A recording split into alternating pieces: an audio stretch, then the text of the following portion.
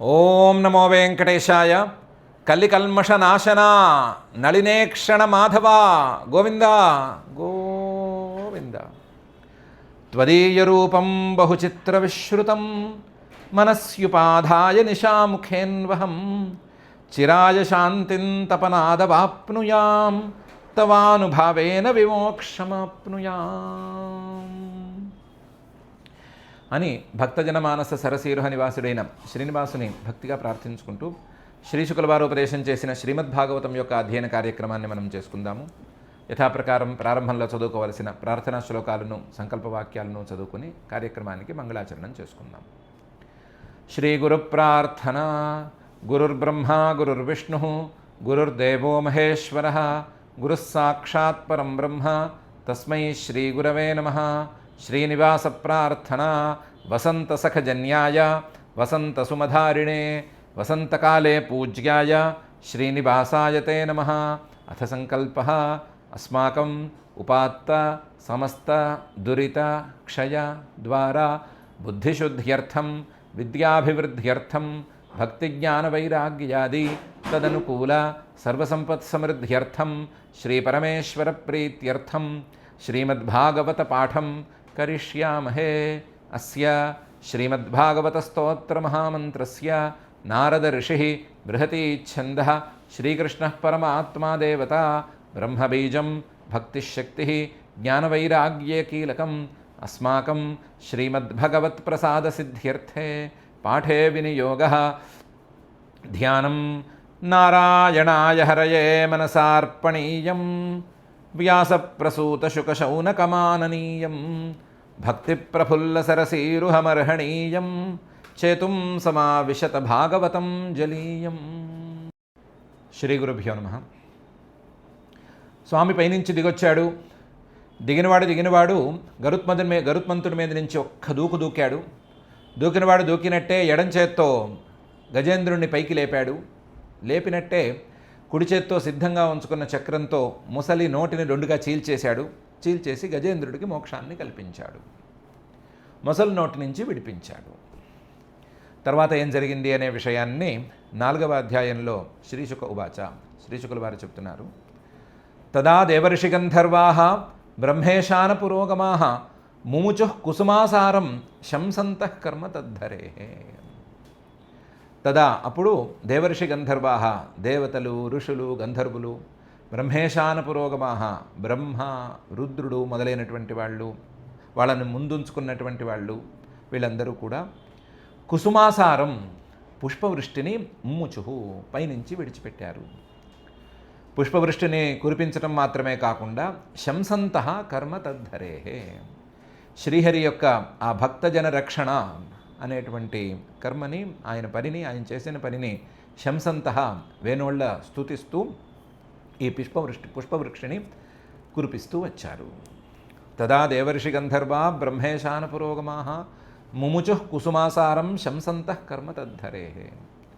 నేదుర్దుందుభయో దివ్యాః గంధర్వా ననృతుర్జగుః ఋషయశ్చారణాః సిద్ధాః తుష్టువః పురుషోత్తమం.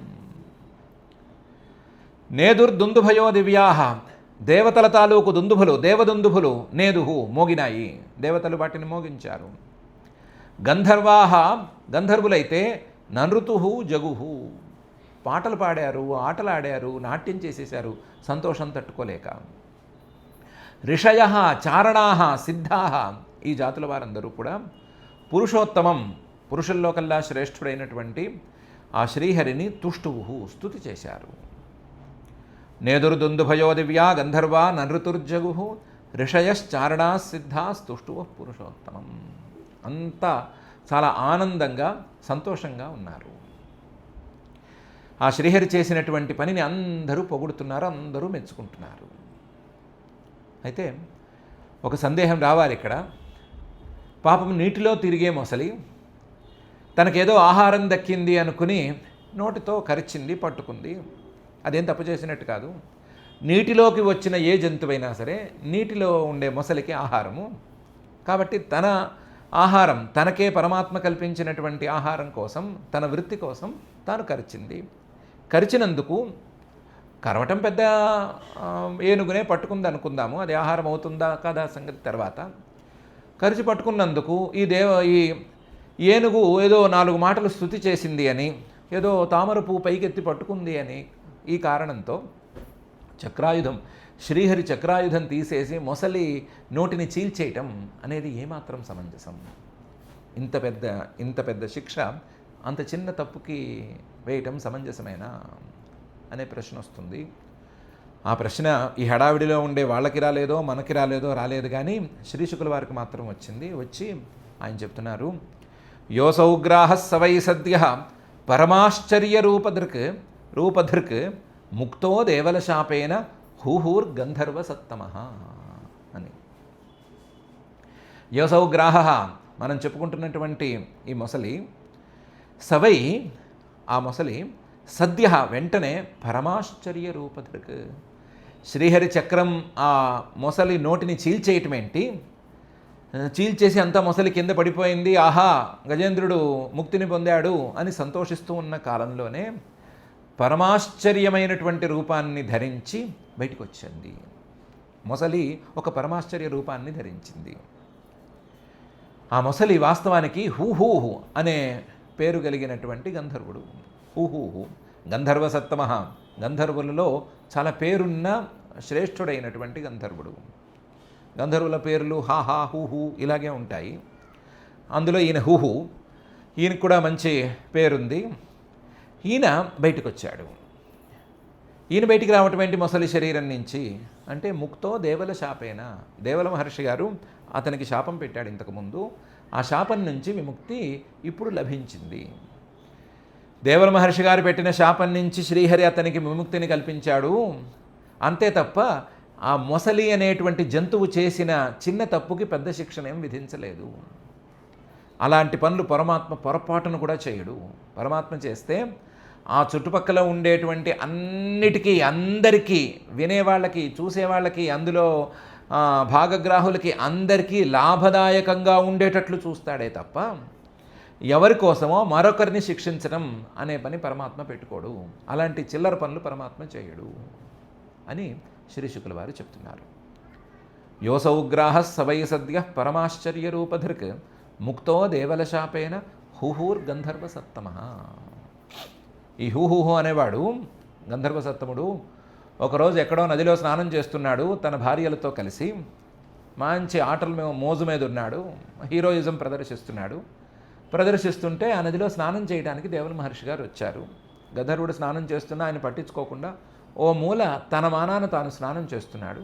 స్నానం చేస్తుంటే వచ్చినవాడు ఏడో ముసలి బేపనాడు, వీడిని మనం ఏడిపించి మన భార్యల్ని సంతోషపెడదాము అని అనుకున్నాడు ఈ పిచ్చి హూహు. అనుకుని దేవల మహర్షి గారు స్నానం చేయడానికి నదిలో దిగితే మొసలిలాగా కిందకి నీళ్ళలోకి దూరి ఆయన కాళ్ళు పట్టుకుని గుంజేసరికి దేవల మహర్షి గారికి కాస్త బ్యాలెన్స్ తప్పి ఒక్క క్షణం, అదేంటి నా కాళ్ళు పట్టుకుని ఎవరు లాగుతున్నారు, కొంపదీసి ఏమన్నా మొసలి లాగుతోందా అనుకుని భయపడ్డాడు.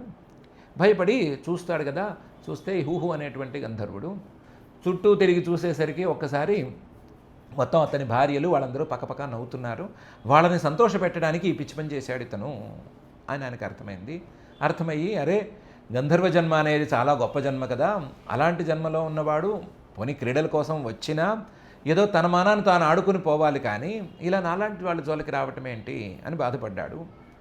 నీళ్ళలో ఎవరైనా పుణ్యస్నానాలు చేయడానికి వస్తే, ఎవరైనా కాస్త ఆచమనం చేసి సంకల్పం చేసి స్నానం చేయడానికి వస్తే వాళ్ళకి ఇబ్బంది లేకుండా పక్కకి జరగాలి తప్ప వాళ్ళని ఏదో ఆట పట్టించి మిగతా వాళ్ళని సంతోషపెడదాము, ఎంజాయ్ చేద్దాము అనేటువంటి పిచ్చి భావనలు ఎవరికీ పనికిరావు. అందరికీ ఒక మార్గదర్శకంగా ఉండేటట్టుగా వీడిని శిక్షించాల్సిందే అని అనుకున్నాడు ఆయన.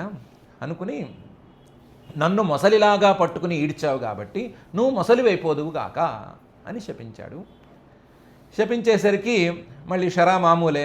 శాపం పొందినవాడు ఏం చేస్తాడు, ఇందాక కాళ్ళు పట్టుకుని ఈడ్చాడు కదా, ఇప్పుడు కాళ్ళు పట్టుకుని ప్రాధేయపడ్డాడు. కాళ్ళు పట్టుకుని ప్రాధేయపడి, స్వామి ఏదో భార్యలు ఉన్నారు, వాళ్ళ ముందు కాస్త హీరోయిజం ప్రదర్శిద్దామని హడావిడి చేశాను తప్ప నాకంత మీ మీదేమీ ఏక్యభావం ఏమీ లేదండి అని ఏదో మొత్తం మీద కన్విన్స్ చేసుకున్నాడు ఆయన్ని. ఆయన కూడా నలుగురికి తెలియాలి, పెద్దలని అవమానం చేస్తే, పెద్దలని హేళన చేస్తే ఏ పరిస్థితి కలుగుతుంది అనే విషయం మీద మరొకసారి మార్గదర్శకంగా ఉండాలి అని చేశాడే కానీ ప్రత్యేకించి కాళ్ళు లాగినందుకు ఈ హూహూ మీద ఆయనకేం పెద్దగా కోపం లేదు. అందువల్ల పోన్లేవయ్యా, ఎలాగూ ఇంకొక ఆయన నీలాంటి వాడే శాపం పొంది సిద్ధంగా ఉన్నాడు, ఆయన్ని రక్షించడానికి శ్రీహరి ఎలాగూ రావాలి, వచ్చినప్పుడే నీకు మోక్షం కలుగుతుంది లేవయ్యా అని ఆయనకి అభయం ఇచ్చాడు. శాపాన్ని కొంచెం తిరగరాసి పెట్టాడు. దాంతో ఆ హూహు అనేటువంటి గంధర్వుడు మొసలిగా ఈ చెరువులో పడి కొట్టుకులాడుతున్నాడు. ఆ శాపంలో భాగంగానే ఆ రోజు దేవల మహర్షి గారిని పట్టుకున్నట్లుగా ఈరోజు గజేంద్రుడిని పట్టుకున్నాడు. కాకపోతే ఆ రోజు పట్టుకున్నందుకు శాపం పడింది, ఈరోజు పట్టుకున్నందుకు శాప విముక్తి కలిగింది అని ఈ శ్లోకంలో శ్రీశుకుల వారు చెప్తున్నారు. చెప్తూ ప్రణమ్య శిరసాధీశం ఉత్తమ శ్లోకమవ్యయం అగాయత యశోధామ కీర్తన్య గుణ సత్కథం అనే తీరులో అతను చేశాడు. శాప విముక్తి కలిగింది కదా, కలిగేసరికి ప్రణమ్య శిరసా అధీశం ఆ శ్రీహరిని తల వంచి నమస్కరించుకున్నాడు. మొత్తం తల వంచి అంటే మొత్తం కింద పడిపోయాడు. ఉత్తమ శ్లోకం, చాలా గొప్ప పేరున్నవాడు, చాలా గొప్ప కీర్తి ఉన్నవాడు, ఏ పని చేసినా సరే మొత్తం అందరికీ లాభదాయకంగా చేయటం అనే తీరులో పనిచేసేటువంటి వాడు, ఆ కీర్తి ఉన్నవాడు ఆయన. ఒకళ్ళ కోసం పనిచేయటం లేదా ఒకళ్ళకే లాభం కలిగేటట్టు మరొకరికి నష్టం కలిగేటట్లు చేయటం ఇలాంటి అలవాట్లు లేవు ఆయనకి. అవ్యయ, ఏ రకమైన వినాశము లేనివాడు, ఏ రకంగానూ అరిగిపోడు, ఏ రకంగానూ తన కీర్తిని అరిగించేసేసుకోడు, అలాంటివాడు ఆయన. అలాంటి వాడిని చూసి సంతోషంగా అగాయత పాటలు పాడాడు. అప్పటికప్పుడు గంధర్వుడు సంగీత ప్రధానం వాడు, అందువల్ల పాటలు పాడాడు. అగాయత యశోధామ, కీర్తికి నిజమైన ఆశ్రయం ఆ పరమాత్మే అని అర్థం వచ్చేటట్లుగా పాటలు పాడాడు. కీర్తన్య గుణ సత్కథం, ఏమైనా ఎవరి గురించైనా మంచి మాటలు చెప్పుకోవాలి అంటే అది పరమాత్మ గురించే చెప్పుకోవాలి. ఎవరిలోనైనా గుణాలున్నాయి అని చెప్పుకోవాలి అంటే ఆ శ్రీహరిలో గుణాలున్నాయి అనే చెప్పుకోవాలి. ఎవరి గురించైనా చెప్పుకునేందుకు మంచిగా ఏమైనా ఉంది, సత్కథలనే ఉన్నాయి అంటే ఆ శ్రీహరి తాలూకు సత్కథలే అని చెప్పుకోవాలి అని అర్థం వచ్చేటట్లుగా అలాంటి కీర్తన్య గుణ సత్కథంగా ఉండే ఆ పరమాత్మను గురించి పాటలు పాడేశాడు. అగాయత యశోధామ కీర్తన్య గుణ సత్కథం ప్రణమ్య శిరసాధీశం ఉత్తమ శ్లోకమవ్యయం అగాయత యశోధామ కీర్తన్య గుణ సత్కథం. ఈ పాటలు పాడితే వింటూ కూర్చునేందుకు ఆయనకి ఏమైనా పని పాట లేదా? చాలు చాలు చాలు చాలు అన్నాడు. సంతోషమే, నువ్వు పాటలు పాడుతున్నావు, మంచిగా ఉండు, ఈసారి పెద్దవాళ్ళ జోలికి పోబోకు. వాళ్ళు వీళ్ళు స్నానాలు చేస్తుంటే కాళ్ళు పట్టి లాగటం, వాళ్ళకి ఏదో అడ్డం పడటం, వాళ్ళ మీద నీళ్లు చల్లటం, లేదా పొరపాటు జరిగింది అన్నట్టుగా నవ్వుకుంటూ ఉండటం, లాంటి పిచ్చి పనులు చేయకు, జాగ్రత్తగా ఉండు అని చెప్పాడు. చెప్పేసరికి సోనుకంపిత ఈశేన పరిక్రమ్య ప్రణమ్యతం లోకస్య పశ్యతో లోకం స్వమగాత్ ముక్త కిల్బిష. సహా ఆ హుహు అనేటువంటి గంధర్వుడు అనుకంపిత ఈశేన, ఆ శ్రీహరి తాలూకు అనుగ్రహానికి పాత్రుడయ్యాడు. ఆయన చెప్పిన మంచి మాటలని విన్నాడు. దాంతో పరిక్రమ్య ఆయనకు ప్రదక్షిణం చేసుకున్నాడు. అపూర్వమైన అవకాశం లభించింది. అందులో గరుత్మంతుడి మీద కూడా లేదు, కిందకి దిగి ఉన్నాడు కదా, విడిగా ఉన్నాడు కదా, హాయిగా ఎక్కువ శ్రమ లేకుండా ఆయనకు ప్రదక్షిణం చేసుకున్నాడు. ప్రణమ్యతం, మళ్ళీ ఇంకోసారి దండం పెట్టుకున్నాడు. దండం పెట్టుకుని లోకస్య పశ్యత, అందరూ చూస్తూ ఉండగానే లోకం స్వమగాత్, తన గంధర్వలోకానికి వెళ్ళిపోయాడు. ముక్తకిల్బిష, ఈ మొసలి జన్మను ఎత్తినప్పుడు ఉండేటువంటి శాపం తాలూకు కిల్బిషం, ఎత్తటానికి ముందు మనసులో పెద్దవాళ్ళ మీద ఉండేటువంటి ఒక రకమైన హాస్యభావం అనేటువంటి కిల్బిషం, ఈ రెండూ తొలగిపోగా ముక్త కిల్బిష, పాపాలన్నీ పోగా మనసులో పెద్దవాళ్ళని అవమానించవచ్చు అనేటువంటి భావం మొత్తం మటుమాయమైపోగా పవిత్రంగా పులుకడిగిన ముత్యంలాగా పైకెళ్ళిపోయాడు. సోనుకంపిత ఈశేన పరిక్రమ్య ప్రణమ్యతం లోకస్య పశ్యతో లోకం స్వమగాన్ ముక్త కిల్బిష. ఆ హుహు లేదా మొసలి అతని చరిత్ర పూర్తయిపోయింది. ఈ గజేంద్రుడు అనేవాడి చరిత్ర మళ్ళీ కాస్త రీస్టార్ట్ అవ్వాలి. అందుకని గజేంద్రో భగవత్ స్పర్శాత్ విముక్తో జ్ఞానబంధనాత్ ప్రాప్తో భగవతో రూపం పీతవాసాశ్చతుర్భుజ. మామూలుగా కథ గమనం ప్రకారం మనం ఎక్స్పెక్ట్ చేస్తున్నది, ఆ గజేంద్రుడిని పరమాత్మ చేత్తో ముట్టుకున్నాడు, ముట్టుకోగానే ఆ గజేంద్రుడికి మొసలి పట్టిన తాలూకు బాధలన్నీ తొలగిపోయినాయి, ఆహా శరీరం అంతా బలంగా తయారైంది అని ఎక్స్పెక్ట్ చేస్తున్నాము. కానీ జరిగింది అది కాదు అని శ్రీ శుకుల వారు అంటున్నారు.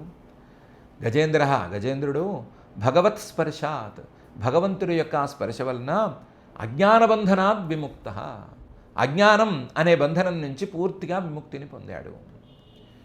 అజ్ఞానం అనే బంధనం నుంచి విముక్తిని పొందంగానే ప్రాప్త భగవతో రూపం,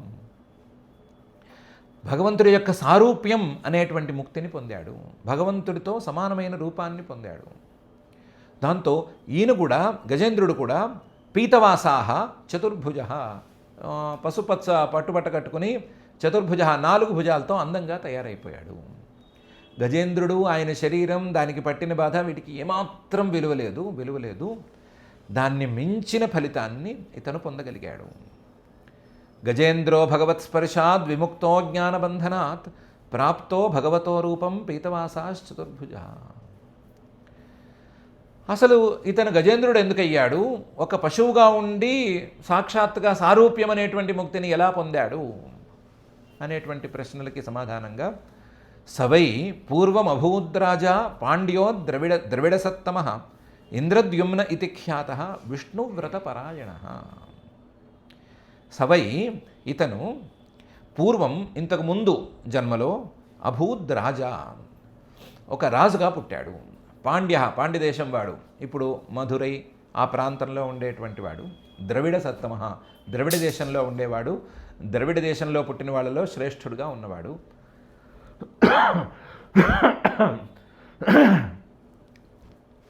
ద్రవిడ సత్తమ ఇంద్రద్యుమ్న ఇది ఖ్యాత, ఇంద్రద్యుమ్న అనే పేరుతో ప్రసిద్ధుడై ఉన్నాడు.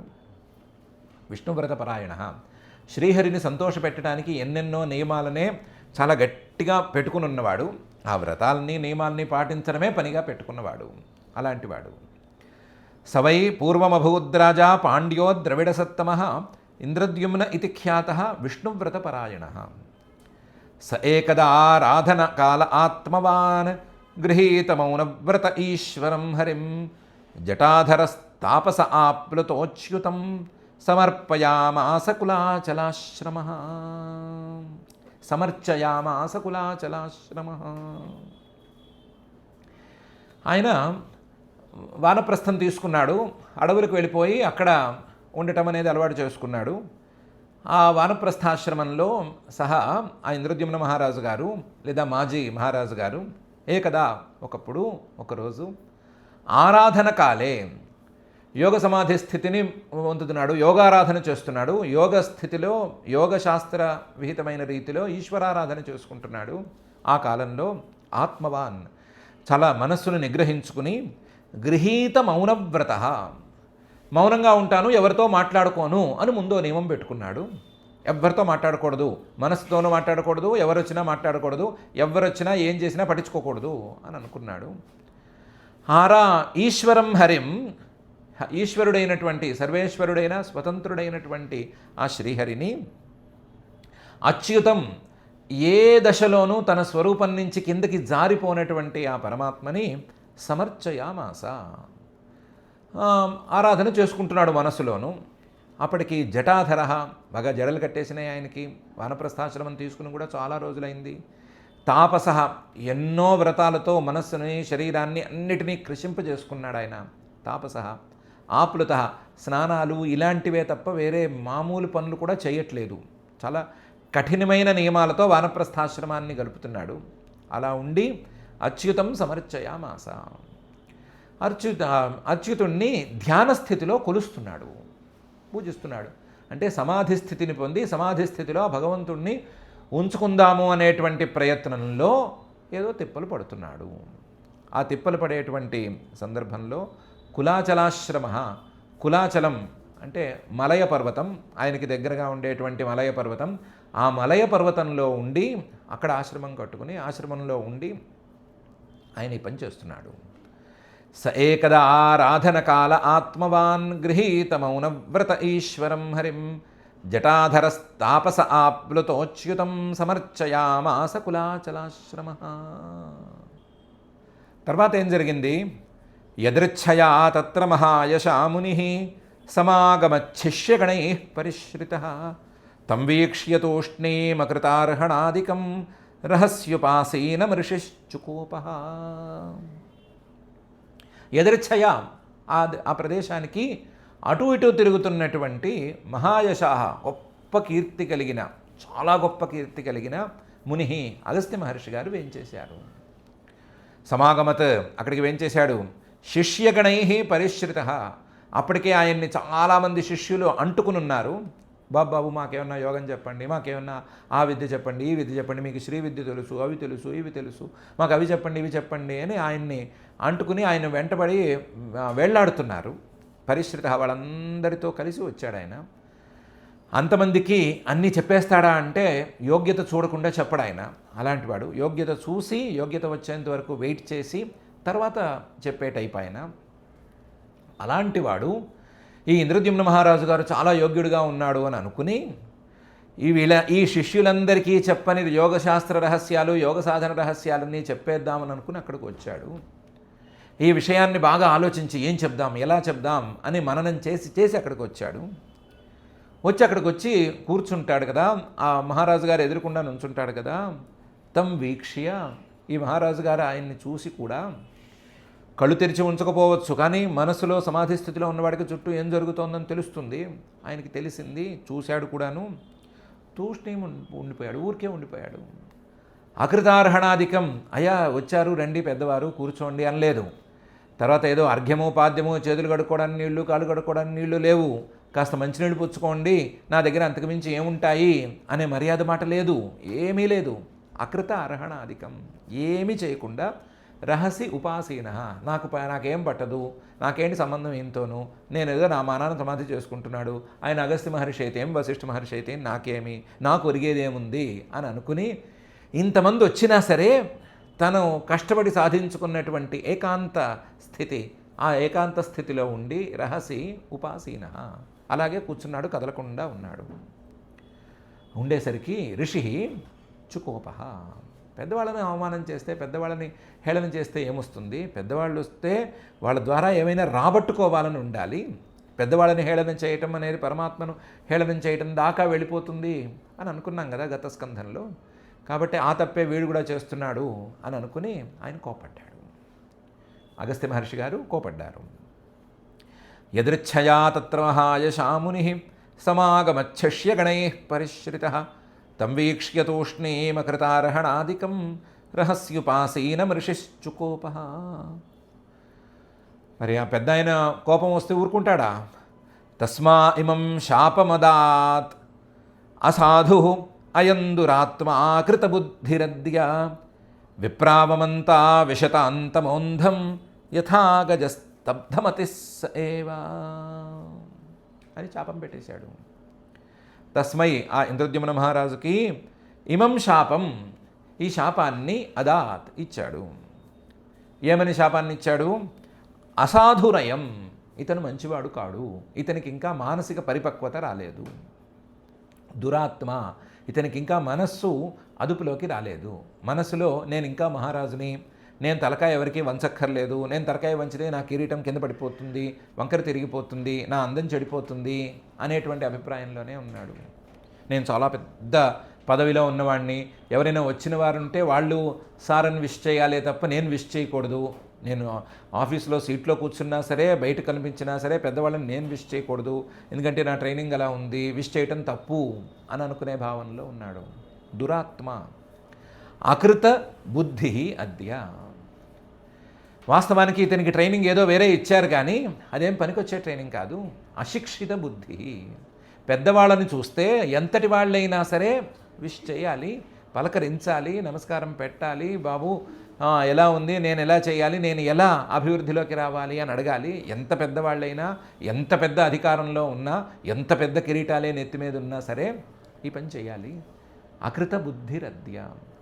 ఇలా చేశాడు కాబట్టి ఈరోజు అద్య విప్రావమంతా, విప్రుడు విద్యావంతుడనైనటువంటి నేను వస్తే నన్ను అవమానించాడు. ఎలా అవమానించాడు? ఈయన కోసమే నేను వస్తే, ఈయన కోసమే ఇంతమంది శిష్యులకి చెప్పని విషయాలను కూడా ఈయనకి చెప్పాలి అనే ఉద్దేశంతో నేను వస్తే నన్ను అసలు పట్టించుకోకుండా అలా కూర్చున్నాడు, ఏనుగులాగా కూర్చున్నాడు. విశతాం తమోంధం, ఇతనికి ఈ మనిషిగా పుట్టే యోగ సాధన చేసే అర్హత లేదు. అందువల్ల ఇంతకంటే తక్కువ స్థాయి జన్మకి, ఇంతకంటే చీకటి ఎక్కువగా, అజ్ఞానం ఎక్కువగా ఉండే జన్మకి పోడుగాక.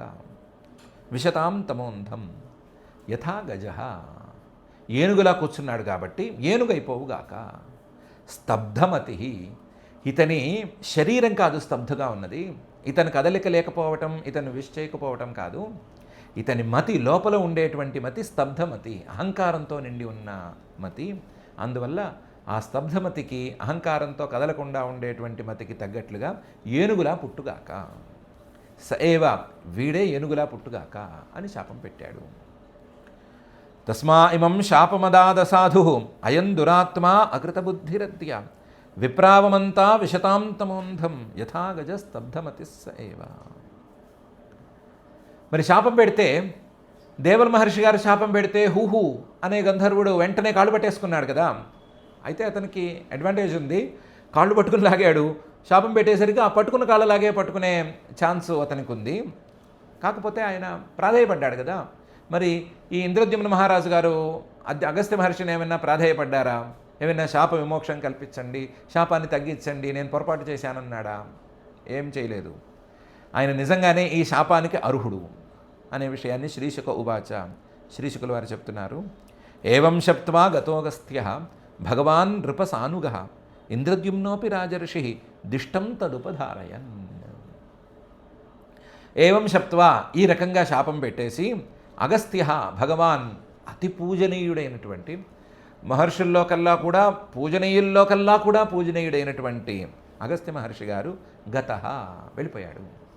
సానుగ, ఎవరిని కాపలా కూడా పెట్టలేదు, శిష్యులతో సహా వెళ్ళిపోయాడు. నృప, ఓ రాజా, ఈ విషయంలో నీలాంటి వాళ్ళందరూ జాగ్రత్తగా ఉండాలి. నీలాంటి వాళ్ళందరూ కూడా అధికారం ఉంది కదా అని పెద్దవాళ్ళని అవమానం చేయటం, వాళ్ళని పలకరిస్తే మనకేమైనా కిరీటాలు పగిలిపోతాయి అని అనుకోవటం, తర్వాత ఎప్పుడో అధికారాలు పదవులు ఊడిపోయిన తర్వాత మాత్రం హిహిహి అనుకుంటూ రావటం, ఇలాంటి పిచ్చి పనులు చేయకూడదు. చాలా జాగ్రత్తగా ఉండాలి. అధికారాలు వస్తాయి, అందరికీ వస్తాయి. వచ్చినప్పుడు ఇంకొంచెం జాగ్రత్తగా ఉంటే ఇంకా పైకి వెళ్ళచ్చు. నృప, ఓ పరీక్షిత్తు, ఈ విషయంలో జాగ్రత్తగా ఉండాలి. కాకపోతే ఇంద్రద్యుమ్నుడు శాపం విన్న తరువాత కూడా జాగ్రత్తగా లేడు. ఇంద్రద్యుమ్నోపి రాజర్షి, ఆయన చేసినప్పుడు, రాజ్యం చేసినప్పుడు గట్టిగానే చేశాడు, మంచివాడే, గొప్పవాడే. కానీ ఈ విషయంలో అగస్త్య మహర్షి గారి శాపం ఎలా ఉందో దానికి తగ్గట్టుగానే ఉన్నాడు. అందుకని దిష్టం తదుపధారయన్, నాకు భాగ్యం ఇంతే, నాకు దైవాత్తి ఇది వచ్చింది, నేనేం తప్పు చేయలేదు, నేను నా మానాన్ని యోగ సాధనం చేసుకున్నాను, ఆ అగస్త్య మహర్షి గారు రావటం ఎందుకు, వచ్చినవాడు నేను నుంచోలేదు అనుకోవటం ఎందుకు, నాకు శాపం పెట్టడం ఎందుకు, ఇదంతా పరమాత్మ లీలే అని అనుకుని ఆయన దానికి శాప విమోక్షాన్ని కూడా కోరలేదు. అసలు ఏం జరిగితే జరుగుతుంది, ఉన్నదాన్ని ఉన్నట్టు అనుభవించటమే కదా అని మెట్ట వేదాంతాన్ని వెళ్ళవేసుకున్నాడు. ఏవం శప్త్వా గతోగస్త్య భగవాన్ నృపసానుగ ఇంద్రద్యుమ్నోపి రాజర్షి దిష్టం తదుపధారయన్. దానివల్ల ఆపన్న కౌంజరీం యోనిం ఆత్మస్మృతి వినాశినీం హర్యర్చనానుభావేన యద్గజత్వేప్యనుస్మృతి. దానివల్ల ఆపన్న కౌంజరీం యోనిం, ఈ శాపం వలన ఒక ఏనుగ్గా పుట్టవలసి వచ్చింది. ఏనుగ్గా పుట్టినప్పుడు ఆత్మస్మృతి వినాశిని, ఈ ఆత్మస్వరూపం, యోగ సాధన, సమాధి స్థితిలో ఆత్మస్వరూపాన్ని ఎలా భావన చేయాలి, ఈ యోగశాస్త్రాన్ని, తత్వశాస్త్రాన్ని ఎలా సమ్మిళితం చేయాలి, ఇలాంటివేమీ పనికిరావు. ఆ స్మృతులేమి ఇందులో మిగలవు. వినాశిని, మొత్తం పూర్తిగా కనిపించకుండా పోతాయి, గాయబైపోతాయి. అలాంటి జన్మని పొందాడు. ఆపన్న కౌంజరీం యోనిం ఆత్మస్మృతి వినాశిని. పుట్టడం దిట్టమైన ఏనుగులా పుట్టాడు, ఏనుగుల గుంపుకి నాయకుడిగా పుట్టాడు. పుట్టినవాడు అదే పని మీద నేను మహా ఏనుగుని, గొప్ప ఏనుగుని అనుకుంటూ మొత్తం ఆ చెట్టును పీకి, ఈ చెట్టును పీకి, అక్కడ ఆ ఏనుగుతో పోరాడి, ఈ ఏనుగుతో పోరాడి, కొమ్ములతో పొడిచి, తొండంతో పీకి అల్లరి చేసుకుంటూ బతికాడు. బతికినవాడు సరస్సులోకి వచ్చాడు, మొసలికి చిక్కాడు. చిక్కిన తర్వాత మాత్రం ఈయనకి ఆ పరమాత్మ, ప్రాగ్జన్మన్యను శిక్షితం, ఇవన్నీ ఎలా గుర్తొచ్చాయి అంటే హర్యర్చనానుభావేన. గత జన్మలో ఆయన ఏం తప్పు చేయలేదు కదా, మిగతావన్నీ ఒకే ఒక తప్పు అగస్త్య మహర్షి గారిని గౌరవించకపోవటం అనే తప్పు. ఆ తప్పుకు మూలం చాలా పెద్దది, అహంకారం అనే మూలం. ఆ అహంకార మూలంతో తప్పు చేశాడు, కానీ మిగతావన్నీ కరెక్ట్గానే చేశాడు కదా. హర్యర్చన అనుభావం. శ్రీహరిని ఒక జన్మంతా అర్చించిన ప్రభావం ఎక్కడికి పోతుంది? పోలేదు. కాబట్టి గజత్వే అపి, ఏనుగ్గా పుట్టినా సరే నొప్పి తీవ్రంగా ఉండేసరికి గుర్తొచ్చేసింది. తీవ్రమైన నొప్పిలో ఉన్నప్పుడు గుర్తు రావాల్సినటువంటి ఆ శ్రీహరి తాలూకు గుర్తు వచ్చేసింది. హర్యర్చనానుభావేన యద్గజత్వేప్యనుస్మృతి. ఆపన్నః కౌంజరీం యోనిం ఆత్మస్మృతి వినాశినీం హర్యర్చనానుభావేన యద్గజత్వేప్యనుస్మృతి అని శ్రీశుకుల వారు చెప్పారు. చెప్తూ ఏవం విమోక్ష్య గజయోధపమబ్జనాభ తేనాపి పార్షతగతిం గమితేన యుక్తః గంధర్వసిద్ధ విబుధైరుపగీయమాన కర్మాద్భుతం స్వభవనం గరుడాసనోగాత్. ఏవం ఈ రకంగా గజయూథపం, గజాలు ఏనుగులు, ఆ ఏనుగుల తాలూపు గుంపుకి నాయకుడైనటువంటి ఈ ఇంద్రద్యుమ్నుని లేదా ఆ ఏనుగుని విమోక్ష్య, మోచన కష్టాన్ని నుంచి గట్టెక్కించి, ఇంకా చెప్పాలంటే అజ్ఞానం అనేటువంటి కష్టాన్ని నుంచి గట్టెక్కించి, అబ్జనాభ, అబ్జం అంటే తామర పువ్వు బొడ్డులో నుంచి పుట్టుకొస్తే, ఆ బొడ్డులో నుంచి పుట్టుకొచ్చిన తామర పువ్వులోంచి బ్రహ్మగారు పుట్టుకొస్తే ఈ సృష్టినే చేసిన, సృష్టికే మూలమైనటువంటి ఆ శ్రీహరి తేనాపి పార్షత గతిం గమితేన యుక్త. వచ్చేటప్పుడు చాలామంది పరివారంతో వచ్చాడు కదా. మామూలుగా ఒక మహారాజు గారు వచ్చాడంటేనే చాలా మంది పరివారం వస్తారు. అలాంటిది ముల్లోకాలకి ఏకమైన చక్రవర్తి, నా ఒకే ఒక మహారాజు, ఆయన్ని మించిన వాడు లేడు అన్న స్థాయిలో ఉండే శ్రీహరి వస్తే ఎంతమంది పరివారం కూడా రావాలి. అంతమంది పరివారంతో వచ్చాడు కదా. వచ్చిన వాళ్ళలో ఏదో తక్కువైపోయినట్టు తేనాపి, ఈ గజేంద్రుడికి కూడా ఈ 4 భుజాలు ఇచ్చి పీతవాసాహ ఇచ్చి తన అనుచరుడి రూపాన్ని, అనుచరుడి వేషాన్ని ఇచ్చాడు కదా. ఇచ్చి తేనాపి పార్షద గతిం గమితేన యుక్త, ఇతన్ని కూడా పరివారంలోకి చేర్చుకుని, పరివారంలో కొత్తగా ఇతనికి డ్రెస్సు, యూనిఫామ్ అవన్నీ ఇచ్చినట్లుగా ఇచ్చి ఆయన్ని కూడా చేర్చుకుని తేనాపి యుక్త, అతనితో కూడా కలిసి గంధర్వ సిద్ధ విబుధైరుపగీయమాన కర్మ, గంధర్వులు, సిద్ధులు, దేవతలు వీళ్ళందరూ కూడా బాబా ఎంత పని చేశారండి.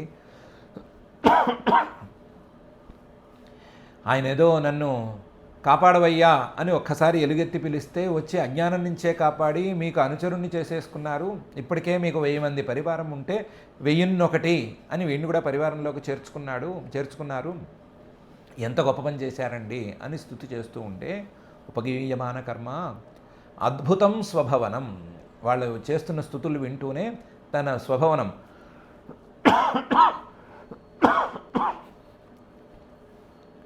అద్భుతంగా ఉండేటువంటి తన స్వభవనం వైకుంఠం, ఆ వైకుంఠానికి గరుడాసన, గరుడుడి మీద కూర్చుని హాయిగా వెళ్ళాడు. అగాత్ వచ్చేటప్పుడు గరుడుడి మీదే వచ్చేటప్పుడు లాస్ట్ మినిట్లో వేగం చాలలేదనుకుని దూకాడు. వెళ్ళేటప్పుడు నిదానంగా వెళ్ళొచ్చు కదా. ఇతన్ని కూడా కలుపుకొని, పరివారంలో ఇతన్ని కూడా కలుపుకొని నిదానంగా గరుడుడి మీద కూర్చుని, ఆ గరుడు రెక్కలాడి అల్లాడిచ్చాడంటే ఏవో సామలు వినిపిస్తూ ఉంటాయి. ఆ శ్రీహరికి ఇష్టమైనటువంటి వేదమంత్రాలు ఎన్నెన్నో వినిపిస్తాయి. అవి వింటూ, వీళ్ళ స్తూతులు వింటూ హాయిగా వైకుంఠానికి వెళ్ళాడు. శ్రీహరి వైకుంఠానికి వెళ్ళాడు అనేది విషయం మనకి ప్రస్తుత కథాగమనంలో గజేంద్రుడు కూడా శ్రీహరికి అనుచరుడై వైకుంఠానికి వెళ్ళాడు అనేది కూడా విషయం. ఏవం విమోక్ష్య గజయూథపమబ్జనాభ తేనాపి పార్షదగతిం గమితేన యుక్త గంధర్వ సిద్ధ విబుధైరుపగీయమాన కర్మాద్భుతం స్వభవనం గరుడాసనోగాత్ అనే ఈ శ్లోకంలో చెప్పారు. ఇప్పటికీ గజేంద్ర మోక్ష ఘట్టం అనేది దాదాపుగా పూర్తయినట్లు. ఈ అధ్యాయంలో మనకి 13 శ్లోకాలు పూర్తయినట్లు. ఈ అధ్యాయం మొత్తం 26 శ్లోకాలు ఉన్నాయి. కట్ చేస్తే 13వ శ్లోకం సరిగ్గా సగానికి వస్తుంది. అందుకని ఇక్కడ కాపుకుందాము. మరి మళ్ళీ కొత్త శ్లోకాలు మొదలు పెడితే ఎంతసేపు పడుతుంది, అది పూర్తయ్యేసరికి ఎంతసేపు పడుతుంది అని మనం పట్టలేము. అందువల్ల సగానికి వచ్చింది కాబట్టి సగం దగ్గర ఇక్కడ కాపుకుందాము. కొంచెం సమయం తక్కువైనా పర్వాలేదు. సమయం తక్కువైనా పర్వాలేదు కానీ ప్రధానమైన 2 విషయాల్ని ఇద్దరి స్వభావాల్ని ఒకసారి పరిశీలించుకుని ఆపుకుందాము. ఒకటి హుహు అనే పేరు గల గంధర్వుడి యొక్క స్వభావం. ఆ స్వభావంలో తప్పు చేశాడు కానీ చేసిన తప్పుని సరిదిద్దుకునే ప్రయత్నం వెంటనే చేశాడు. అది అతని స్వభావం. ఇంద్రద్యుమ్న మహారాజు గారు తప్పు చేశాడు కానీ శాపం పెట్టిన తర్వాత కూడా తను చేసిన తప్పు అని బలంగా నమ్మలేదు. కాకపోతే ఈయన చేసిన మిగతా పనులు సవ్యంగా ఉన్నాయి కాబట్టి ఏకోపి దోషో గుణసన్నిపాతే నిమజ్జతీందో కిరణేష్వివాంక అని కాళిదాసు కవి గారు చెప్పినట్లుగా చంద్రుడి కిరణాలు, ఆ వెన్నెల, వాటి ప్రభావం ముందు చంద్రుడి మత్స అనేది ఒక దోషం కాబట్టి ఒకప్పుడు దానికి లెక్క లేకుండా పోవటం అనేది జరుగుతుంది, లేదా ఆ దోషాన్ని లెక్కించక్కర్లేదు అనే పరిస్థితి వస్తుంది అనుకున్నట్లుగా ఈ ఇంద్రద్యుమ్న మహారాజు గారికి ఉండేటువంటి మిగతా క్వాలిటీస్ వాటిని దృష్టిలో ఉంచుకుంటే ఈ అహంకారంతో పెద్దల ముందు తల వంచకపోవటం అనేటువంటిది మహాదోషమైన మచ్చలాంటిదే అయినా పెద్దగా లెక్క లేకుండా తొందరగా గట్టెక్కగలిగాడు. ఇద్దరూ తప్పులు చేశారు. ఒక ఆయన తప్పును వెంటనే కనిపెట్టగలిగాడు, ఇంకొక ఆయన తప్పును కనిపెట్టకపోయినా తప్పు కంటే గుణాలు ఎక్కువగా ఉన్నాయి కాబట్టి ఈ తప్పుని దాటి వెళ్ళగలిగాడు. ఇది వీళ్ళిద్దరి యొక్క స్వభావంలో ఉండేటువంటి తేడా. సాధనలో వీళ్ళిద్దరిలో మళ్ళీ చాలా తేడా ఉంది. ఆ హూహు అనేవాడికి గంధర్వ లోకంలో ఉండటానికి ఎంత కావాలో అంతే ఉంది కాబట్టి గంధర్వ లోకానికే వెళ్ళిపోగలిగాడు. ఇంద్రద్యుమ్న మహారాజు గారికి మాత్రం శ్రీహరి అనుచరుడిగా వెళ్ళగలిగినంత సాధన ఉంది కాబట్టి అంత స్థాయిగా ఎగబాకగలిగాడు.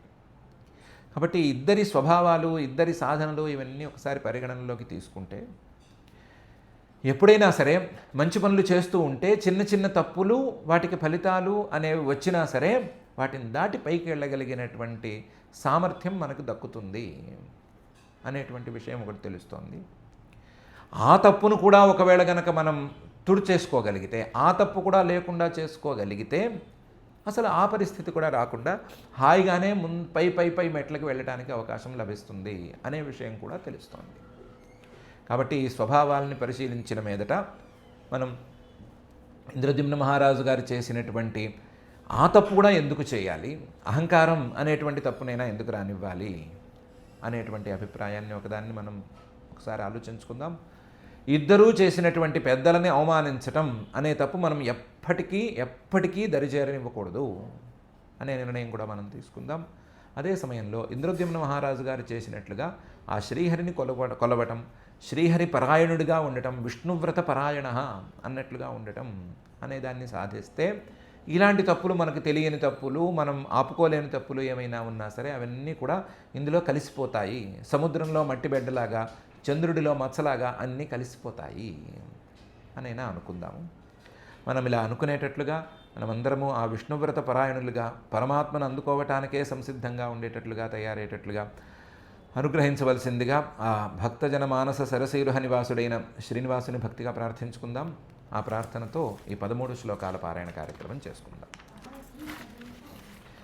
అథ శ్రీమద్భాగవతే పారమహంస్యాం సంహితాయాం అష్టమస్కంధే చతుర్థాధ్యాయే శ్లోకాః. శ్రీశుక ఉవాచ తదా దేవర్షి గంధర్వాః బ్రహ్మేశానపురోగమాః ముముచుః కుసుమాసారం శంసంతః కర్మ తద్ధరేః. నేదుర్దుందుభయో దివ్యాః గంధర్వా నృతుర్జగుః. ఋషయశ్చారణాः సిద్ధాః తుష్టువుః పురుషోత్తమం. యోసౌ గ్రాహः స వై సద్యః పరమాశ్చర్యరూపధృక్. ముక్తో దేవలశాపేన హూహూర్గంధర్వసత్తమః.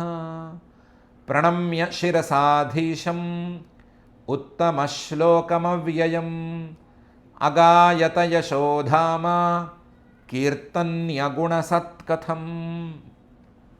సోనుకంపిత ఈశేన పరిక్రమ్య ప్రణమ్యతం. లోకస్య పశ్యతో లోకం స్వమగాన్ముక్తకిల్బిషః. గజేంద్రో భగవత్స్పర్శాత్ విముక్తో జ్ఞానబంధనాత్ ప్రాప్తో భగవతో రూపం పీతవాసాశ్చతుర్భుజः స వై పూర్వమభూద్రాజా పాండ్యో ద్రవిణసత్తమః ఇంద్రద్యుమ్న ఇతి ఖ్యాతః విష్ణువ్రతపరాయణः స ఏకదారాధనకాల ఆత్మవాన్ గృహీతమౌనవ్రత ఈశ్వరం హరిం జటాధరస్తాపస ఆప్లుతోచ్యుతం సమర్చయామాస కులాచలాశ్రమః యదృచ్ఛయా తత్ర మహాయశా మునిః సమాగమచ్చిష్యగణైః పరిశ్రితः తం వీక్ష్య తూష్ణీమకృతార్హణాదికం రహస్యుపాసీనమృషిశ్చుకోపః తస్మా ఇమం శాపమదాదసాధుః అయం దురాత్మా కృతబుద్ధిరద్య విప్రావమంతా విశతాంతమోంధం యథా గజస్తబ్ధమతిః స ఏవ.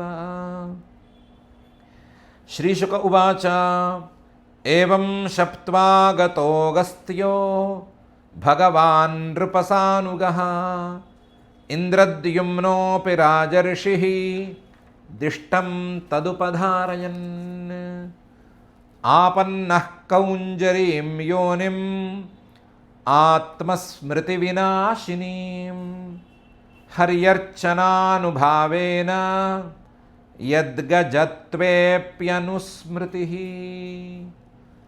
ఏవం విమోక్ష్య గజయూథపమబ్జనాభః తేనాపి పార్షదగతిం గమితేన యుక్తః గంధర్వసిద్ధవిబుధైరుపగీయమానకర్మాద్భుతం స్వభవనం గరుడాసనోగాత్. ఇతి శ్రీమద్భాగవతే పారమహంస్యాం సంహితాయాం అష్టమస్కంధే చతుర్థాధ్యాయే శ్లోకాః.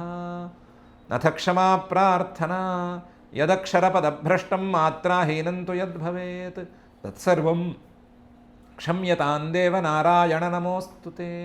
అథ భగవత్సమర్పణం కాయేన వాచా మనసేంద్రియైర్వా బుద్ధ్యాత్మనా వా ప్రకృతే స్వభావాత్ కరోమి యద్యత్ సకలం పరస్మై నారాయణాయేతి సమర్పయామి. అథ లోకక్షేమ ప్రార్థనా సర్వే భవంతు సుఖినః సర్వే సంతు నిరామయాః సర్వే భద్రాణి పశ్యంతు మా కశ్చిద్ దుఃఖభాగ్ భవేత్. అథ మంగళం శ్రియః కాంతాయ కళ్యాణ నిధయే నిధయేర్థినాం శ్రీవేంకటనివాసాయ శ్రీనివాసాయ మంగళం.